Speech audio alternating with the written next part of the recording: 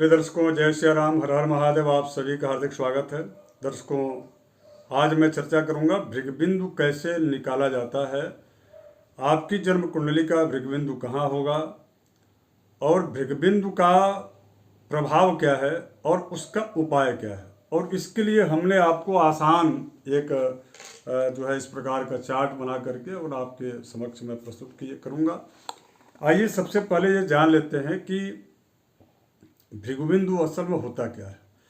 भृगुबिंदु जो है यह राहु और चंद्र दोनों के बीच का मध्य जो सेंटर होता है, उसी स्थान को, जो भी स्थान आता है, भाव आता है, तो उसी स्थान अथवा भाव अथवा डिग्री, यदि दोनों एक ही जगह बैठे हुए हैं तो उस दोनों का कला विकला अंश में जो आएगा मिडिल सेंटर, उसको भृगुबिंदु माना जाएगा। तो इस प्रकार से तो राहु और चंद्र दोनों के बीच का जो हिस्सा होता है, बीच का जो स्थान होता है, उसको भृगुबिंदु कहा जाता है। और वहां पर जब भी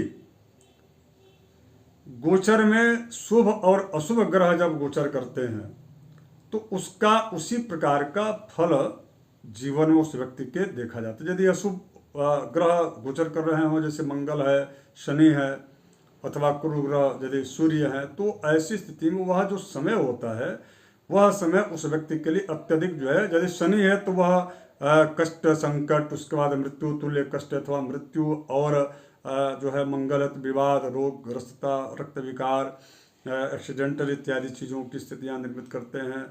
तो इस प्रकार से अब यदि वहाँ पर बुध, गुरु अथवा शुक्र, चूंकि गुरु जो है वह गोचर 1 वर्ष में करते हैं, तो वहाँ पर सबसे ज़्यादा यदि प्रभाव शुभ स्थिति उत्पन्न करते हैं, यानी कि वह यदि भृगुबिंदु पर से हो करके यदि गुरु गुजर रहे हों गोचर में, शुक्र यदि क्रॉस कर रहे हों, जा रहे हों, गुजर रहे हों, तो ऐसी स्थिति में वह उस व्यक्ति को धन, ऐश्वर्य, सुख, समृद्धि, संपत्ति आदि दे देते हैं। लेकिन अब इसके बाद विशेष रूप से यहाँ पर मैं बात कहूँगा गुरु और शुक्र का, गुरु और शनि का।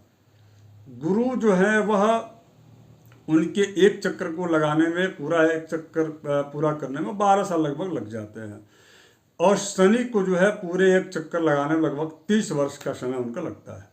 तो ऐसी स्थिति में भृगुबिंदु जब भी क्रॉस कर रहे हों शनि और गुरु दोनों, एक शुभ और एक अशुभ, तो बड़ा प्रभाव अपना छोड़ करके जाते हैं उस व्यक्ति के जीवन में। यदि शनि है तो वह संकट और मृत्यु तुल्य कष्ट अथवा मृत्यु अथवा जहाँ पर भी बना रहे हों, जिस प्रकार की स्थिति उनकी हो, वैसा जन्म कुंडली में शनि अशुभ प्रभाव देकर जाते हैं। और ये कहा जा सकता है कि वह उस व्यक्ति के जीवन का सबसे खराब समय होता है, जिस समय शनि वहाँ से गुजर रहे होते हैं। उसी प्रकार से जब गुजरेंगे, गुरु यदि उस भृगुबिंदु को पार करके जा रहे होते हैं, तो ऐसे समय में उस व्यक्ति के जीवन में अचानक धन की प्राप्ति, समृद्धि, उसके साथ साथ में प्रतिष्ठा, राजनीतिक क्षेत्र में एक अच्छी और बड़ी सफलता और बड़े पद की प्राप्ति, क्योंकि देवगुरु बृहस्पति राजनीतिक क्षेत्र में भी अत्यधिक सफल बनाने वाले ग्रह होते हैं।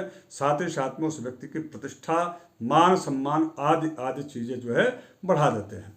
तो आइए, अब आपको ये मन में सवाल उठ रहा होगा कि हम भृगुबिंदु निकालें कैसे। दर्शकों, भृगुबिंदु निकालने की पद्धति बहुत ही सरल है, बड़ा आसान है। सबसे पहले आप ये ध्यान रखिएगा कि आप राहु से ही निकालना शुरू कीजिएगा। मैं इसलिए कह रहा हूँ क्योंकि हालांकि मैं अभी जो प्रयोग करके दिखाऊंगा बहुत सरल है, लेकिन कभी कभी क्या होता है कि चंद्र की जो राशि है वो कम है और राहु की राशि ज़्यादा है, तब तो बढ़िया है। लेकिन कभी कभी कम होता है, ज़्यादा होता है, तो उसमें 12 को जोड़ना पड़ता है, तो एक वो अलग, इसीलिए मैं कह रहा हूँ। जैसे मान लीजिए कि जैसे हमने एक प्रयोग आपको दिखा रहा हूँ मैं, इसमें आप देखिएगा चक्र में बहुत आसान है निकालना, बिल्कुल आप निकाल सकते हैं, इसमें कोई बहुत बड़ी बात नहीं है। जैसे हम मिथुन लग्न की कुंडली ली है, आप इसमें देख लीजिए कि राहु कन्या राशि में है, और उसके बाद से देवगुरु बृहस्पति कर्क राशि में है, यहाँ पर आप देखिए चंद्र इनके अष्टम स्थान में, यानी कि 10 मकर में है। अब इसके बाद से राहु, जिस समय इनका जन्म हुआ उस समय राहु का जो स्पष्ट जो डिग्री और कला है वह 5 राशि, यानी कि कन्या में है तो 5 यहाँ लिखा जाएगा, 5 राशि, 10 डिग्री और 14 कला, इतने पर राहु थे। अब चंद्र जो है उनका, चूंकि चंद्र और राहु के बीच का जो मिडिल जो सेंटर है, पॉइंट है, वही भृग बिंदु होता है। तब हमको चंद्र के स्पष्ट की आवश्यकता पड़ेगी। तो चंद्र का जो स्पष्ट है वो 9 मकर राशि में है, इसलिए 9 और 0 डिग्री और 30 कला, ये जो है इनका चंद्र स्पष्ट है। अब हम राहु को देखते हैं। तो राहु को हम क्या किए कि 5 जो यहाँ राशि है उसको भी हमने अंश में डिग्री में कन्वर्ट किया। तो 30 डिग्री का एक राशि होता है, तो 30 × 5 यानी कि 5, तो बराबर क्या आया, 150 आया, 150 डिग्री आया। अब इनकी जो डिग्री है, यानी कि यहाँ पर 10 डिग्री, उसको और 150 को हमने जोड़ दिया, तो टोटल क्या हो गया, 160 डिग्री राहु की हो गई, और उसके बाद से उनकी जो है 14 कला हो गया। इसी प्रकार से अब हम चंद्र को भी करेंगे। तो चंद्र स्पष्ट के नव को, नव राशि हुई, तो 9 राशि × 30 यानी कि 30 बराबर हो गया 270। अब हम 270, और इनका चूंकि डिग्री 0 है, कला में केवल मात्र 30 तक ये गए हैं, यानी कि आधा जो है डिग्री तक आगे बढ़े हैं चंद्र। उसके बाद तो उस समय तो 9 को हम 30 में गुणा कर दिए, तो उसके बाद से जो है 270 हुआ, और उसके बाद से 30 यहाँ कला हो गया। अब इसके बाद से चंद्र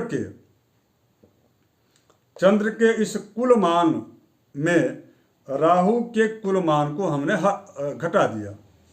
अब यहाँ पर आइए देखिए, चंद्र का जो है 270 डिग्री 30, और उसके बाद से चंद्र का, ये चंद्र का है, और इसके बाद से ये जो है नीचे वाला 160.14 यह जो है राहु का है। हमने इसको घटाया तो क्या आया, 110 डिग्री 16 कला आया।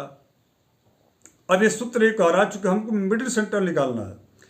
अब इसके बाद से सूत्र ये कह रहा है कि जो है, और पुनः यहाँ पर मैं कह रहा हूँ कि गलती मत कीजिएगा, जो इसका जो आएगा जो है परिणाम, उसको आप जो है चंद्र में मत जोड़िएगा, तब तो गड़बड़ हो जाएगा, क्योंकि राहु वक्र गति चलते हैं, इसलिए राहु में ही आपको जोड़ना है।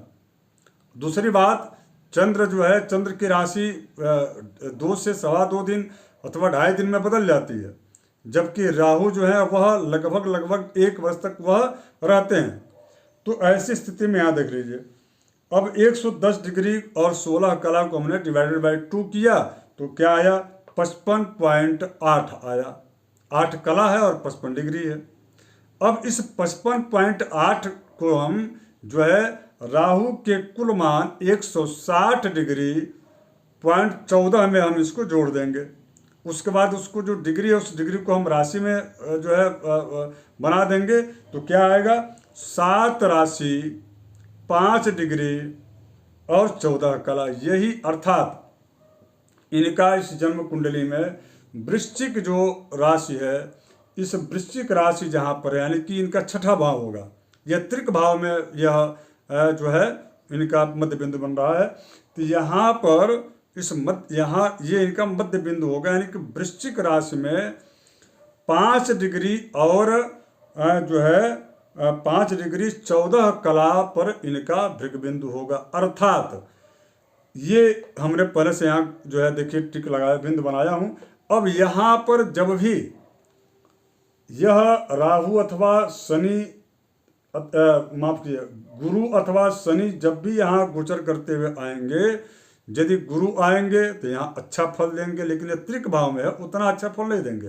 देखिए, यदि जन्म कुंडली में भृग बिंदु जो है यदि 6, 8 अथवा 12, यानी कि 6, 8 अथवा 12 इन भावों में मध्य बिंदु आता है, तो ये इसका बहुत अच्छा फल नहीं देखा जाता। यदि यही मध्य बिंदु यदि केंद्र लग्न में, और केंद्र यानी कि लग्न में 4थे भाव में, 7म अथवा 10म में आता है, तो इसका प्रतिफल जो है अत्यंत अत्यंत मैं कह दूं कि मतलब बिल्कुल जो है अच्छा ही होता है। अब इसमें केवल मात्र एक और इसमें शर्त है। शर्त यह है कि इस मध्य बिंदु पर किस ग्रह की दृष्टि है। देखिए, मध्य जो भृग बिंदु जो होता है वह स्थिर होता है, यानी कि आपकी जन्म कुंडली में आप एक बार मध्य भृग बिंदु आप निकाल लीजिए, सूर्य चंद्र और राहु के बीच का जो पॉइंट उसको आप निकाल करके आप रख लीजिए। अब इसके बाद लेकिन इसका जो फल है, यानी कि वो फल घटित कब होगा, तो ये तब घटित होगा जब वह ग्रह गोचर करते हुए इस बिंदु पर आएंगे, तब होगा। और यदि इस बिंदु पर गोचर करते हुए जब वो ग्रह आएंगे, यानी कि यदि शुभ ग्रह आएंगे, तो वह आपके जीवन का सबसे अच्छा समय होगा, भाग्योदयकारी होगा, धन लाभ ऐश्वर्य राजनीतिक इत्यादि जो जिस भी क्षेत्र में आप कार्य कर रहे हो उस क्षेत्र में अत्यंत जो है लाभदायी रहेगा। यदि अशुभ ग्रह आ रहे हो तो संकट, मृत्यु, तुल्य कष्ट और कई प्रकार के धन की हानियां, और शनि यदि है तो जल यात्राएं आदि आदि चीजें यहाँ पर वो दे सकते हैं। ऋण और रोग तीनों की दोनों की वृद्धि, तो ऐसी स्थिति उत्पन्न होती है। इसलिए भृग बिंदु जो है, इससे ये पता लगता है कि उस व्यक्ति के जीवन में अच्छा। अब इन दोनों का यदि आध्यात्मिक में तथ्य निकालूं तो ये होता है, राहु जो होता है वो पूर्व जन्मार्जित जो आपने कर्म किए हैं, शुभ कर्म किए हैं तो अच्छा फल देगा, यदि अशुभ कर्म किए हैं तो अशुभ फल देगा। तो आप यदि राहु जो होता है वह पूर्व जन्मार्जित जो कर्म हैं उनके आधार पर इस जन्म में आपको फल देने का वह जो है प्रयास करता है।